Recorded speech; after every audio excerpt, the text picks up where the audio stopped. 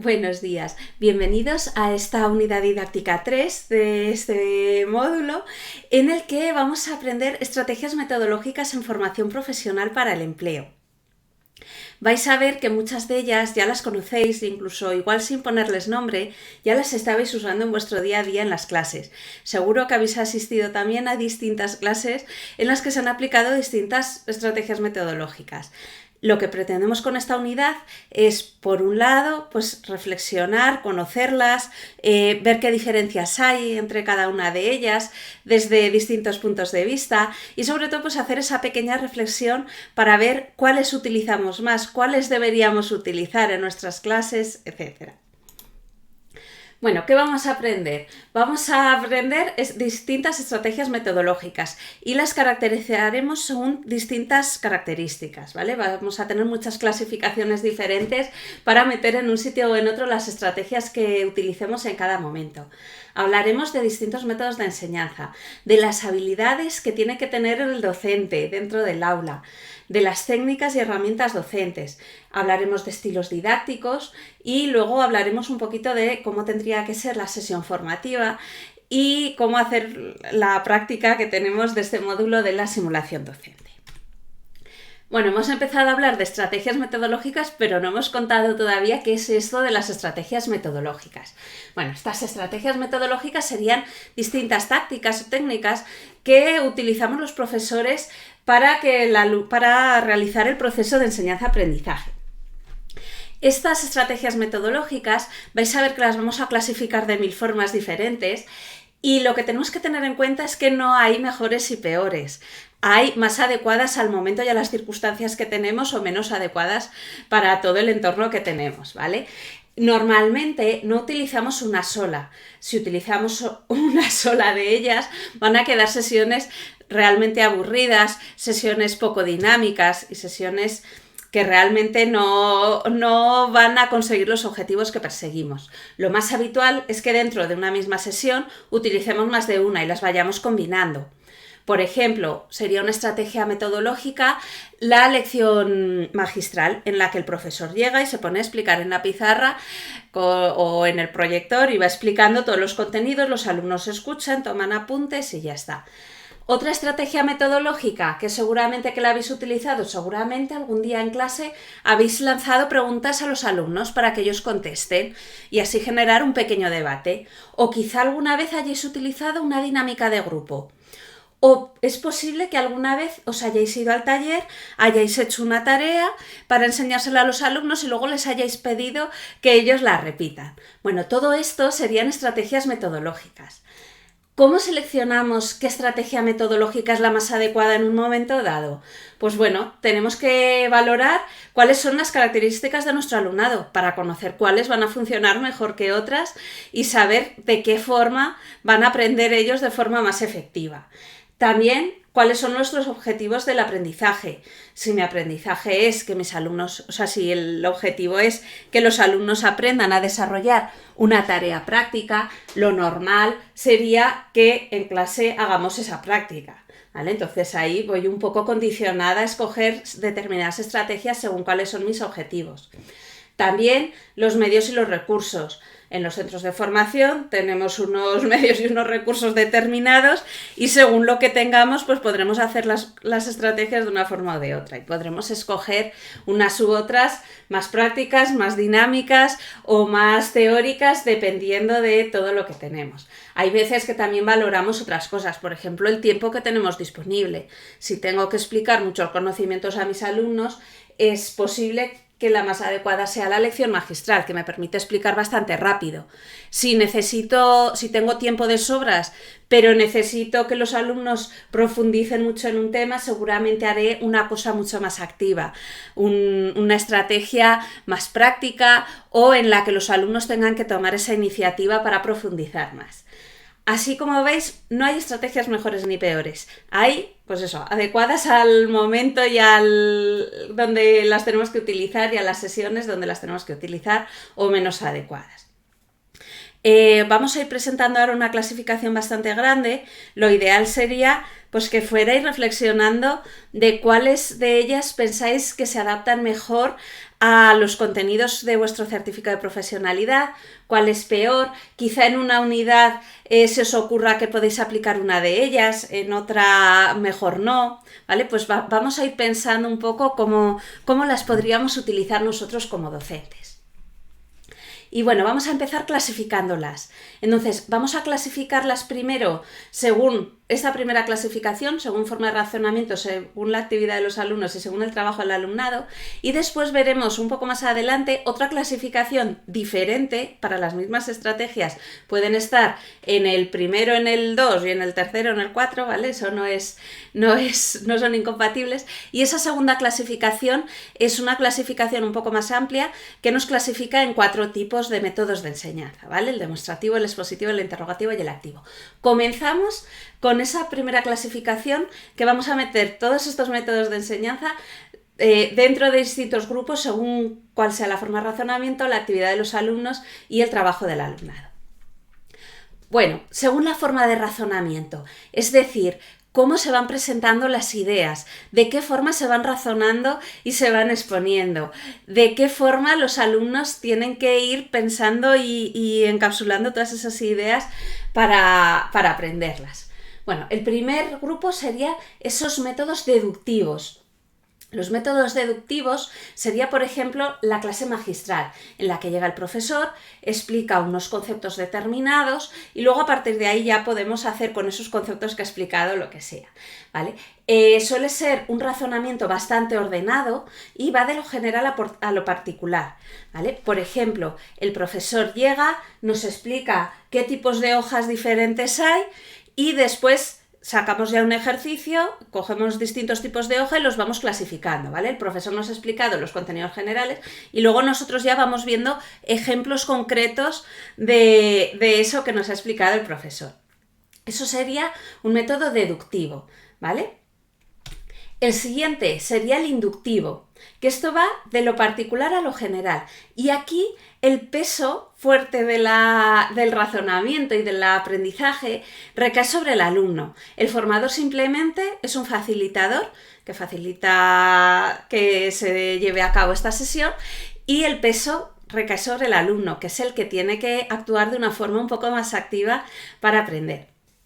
Los alumnos, en este caso, aprenden con su propia interacción con los distintos materiales y contenidos que les facilita el formador. Por ejemplo, sería el caso, en este ejemplo de las hojas, pues que el docente lleva varias hojas de un tipo y nos dice: estas hojas son de este tipo, estas hojas son lobuladas, estas son filiformes, estas son no sé qué. Y entonces el alumno va viendo pues todas las hojas lobuladas y con eso saca una conclusión. Ah, vale, las hojas lobuladas es que son así, ya sa, ya sa. Y luego observa las hojas filiformes y las ve. Ah, mira, todas estas hojas filiformes, aunque sean de distintos tipos, tienen en común esto. Y entonces vamos de lo particular a lo general. Y es el alumno el que toma esa acción un poco de ir aprendiendo, de ir comparando y de sacar las conclusiones generales a partir de esos casos particulares que se le han presentado. Estos serían los métodos inductivos. Por último, tendríamos los métodos analógicos, que estos van de lo particular a lo particular. Y entonces, en estos casos, lo que hacemos son distintas comparaciones para llegar a una conclusión por semejanza. Sería, en el ejemplo de las hojas, que el profesor nos pusiera distintos grupos de hojas y nos dijera: estas son las filiformes, estas son las lobuladas, estas son tal, estas son cual. Y el alumno las fuera viendo y después el profesor le presentara otras hojas diferentes. Les dijera: ahora tú tienes que colocar cada una de estas hojas en el grupo que le corresponde. Y entonces vamos de casos particulares a casos particulares, ¿vale? Estos serían los métodos analógicos. Pasamos a otra clasificación diferente, según la actividad de los alumnos.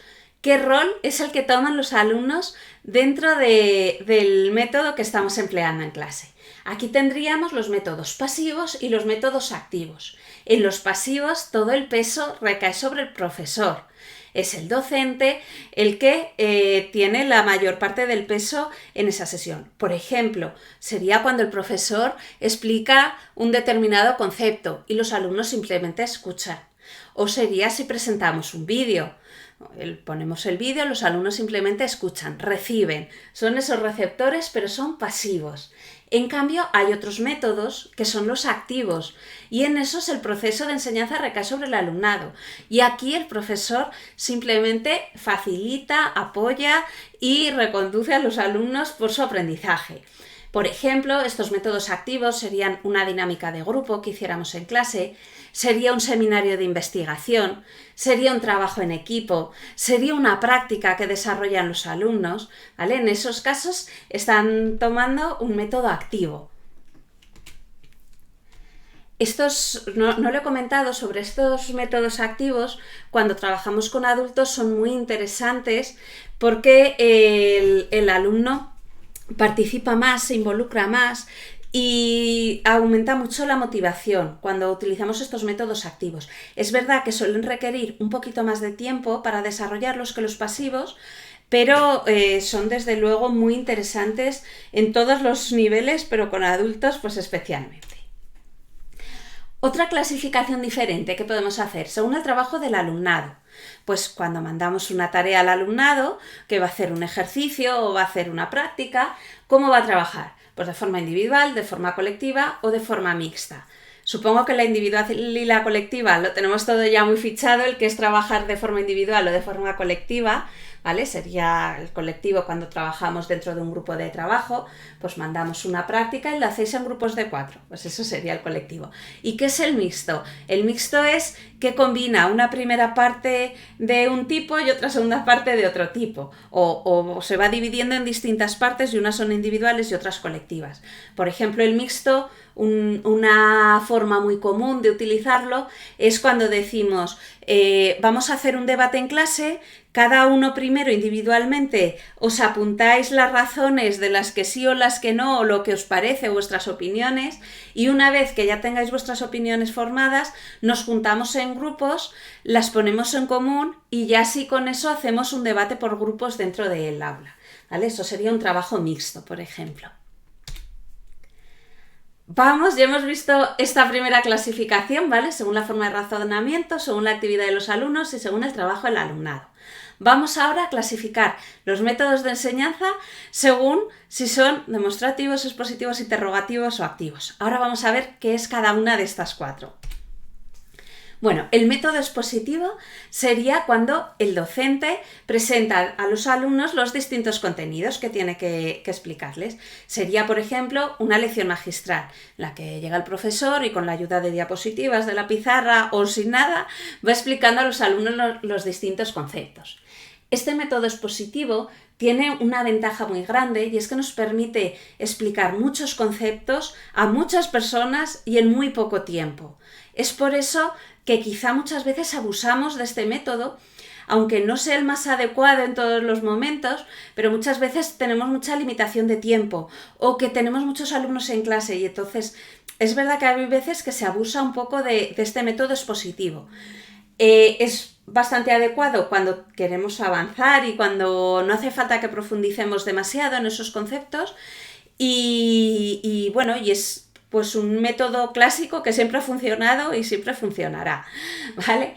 Las dificultades que podemos tener aquí es que es más difícil captar y mantener la atención. Os habrá pasado que estáis en clase, sobre todo si os toca a última hora de la tarde o en una hora así un poco complicada, pues es más difícil que todo el mundo esté atendiendo porque es más fácil evadirse cuando el profesor está explicando cualquier contenido.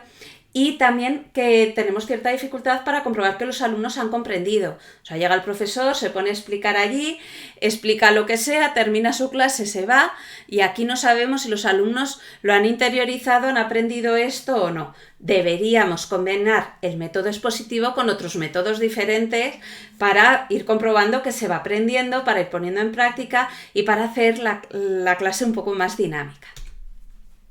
El método demostrativo, y este es muy común en formación profesional para el empleo. ¿Por qué? Porque tenemos muchísimas prácticas y tenemos que formar a estos trabajadores para que luego lo pongan en práctica todo lo que están aprendiendo dentro de una profesión. Entonces, el método demostrativo es un método muy interesante en formación para el empleo.